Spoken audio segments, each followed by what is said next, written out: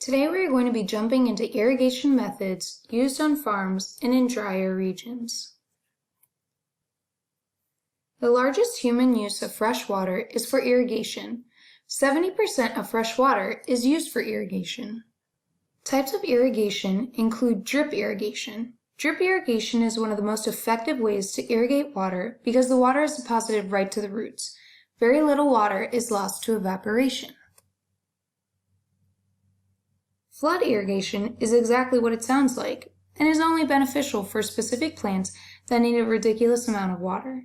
Rice is an example of one of these crops that needs to be constantly flooded with water. Obviously, this increases evaporation and therefore wastewater that could be going directly to the roots of the plant.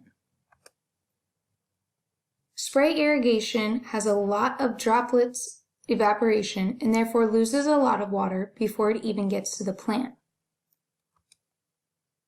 Waterlogging occurs when too much water is left to sit in the soil, which raises the water table of groundwater and inhibits plants' ability to absorb oxygen through their roots.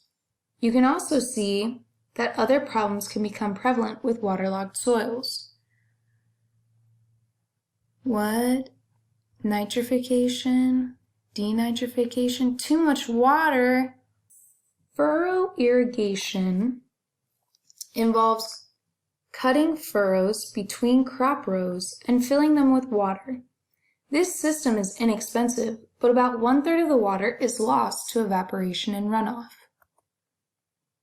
Flooding irrigation involves flooding an agricultural field with water. This system sees about 20% of the water lost to evaporation and runoff.